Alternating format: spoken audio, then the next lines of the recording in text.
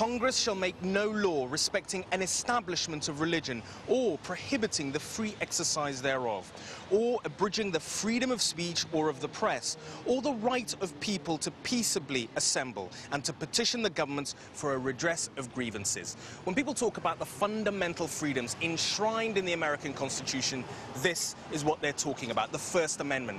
And it's the reason why so many American Muslims have been talking to me about the American Constitution, because in it they are free to practice their religion as Muslims, and they are free to speak their mind, unlike so many Muslims in Muslim countries around the world.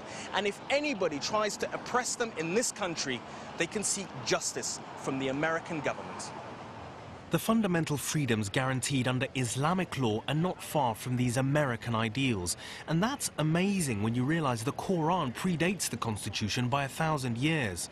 And there's evidence in Washington that suggests America knows it's indebted to Islam for its own citizens' inalienable rights to life, liberty, and the pursuit of happiness. This is the Supreme Court in Washington. Now, we can't get into film because they're actually in session. But what I wanted to show you is a frieze which is in the room where the Chief Justices actually sit and dispense justice. This frieze pays homage to the ideas and principles that have inspired the American legal system. And one of the foundation documents represented in this frieze is the Quran. And in the nation's capital, there are a few other references to Islam, largely unknown, rarely seen. The Thomas Jefferson Building contains the Library of Congress, the oldest cultural institution in Washington, which was completed in the 19th century. Around the dome of the reading room is a mural meant to represent the nations and ideas that contributed most to American civilization. And it might come as a surprise to historians that amongst the ideas represented here is Islam.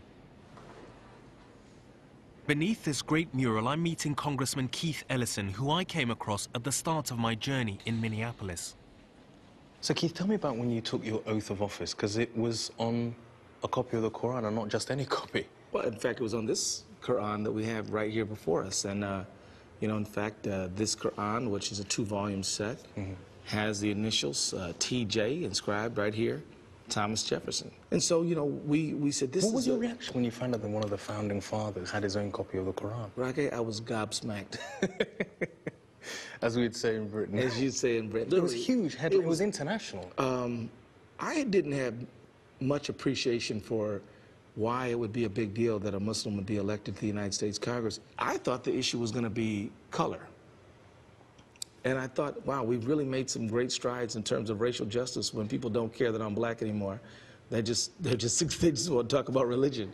But do you think, Keith, that for all the grassroots activism in the Muslim community, that at a national level, the fact is that most Americans are still afraid of Islam? Americans, I think, are subject to fear, just like any people in the world. But I think there's this deeply rooted tolerance. And we've been through a momentous civil rights movement.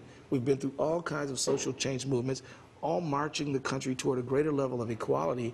And I think people are just not ready to try to cut anybody out of the deal.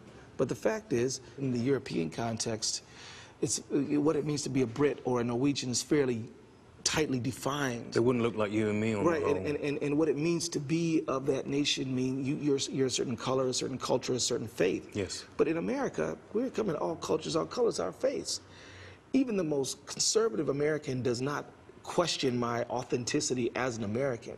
Now, we impose social hierarchies and economic hierarchies. We're not saying we have social justice heaven here. We don't. But the fact is, we don't question our authenticity as Americans. On this journey, I've met Muslims who've made me rethink my prejudices about America. Muslims here realize something the rest of the world and possibly other Americans have forgotten. This country was born out of a revolutionary moment. Settlers first came here fleeing religious persecution. They overthrew a colonial monarchy. They based their constitution on the ideals of the French Revolution and radical thinkers like Tom Paine, John Locke, and yes, the Prophet Muhammad.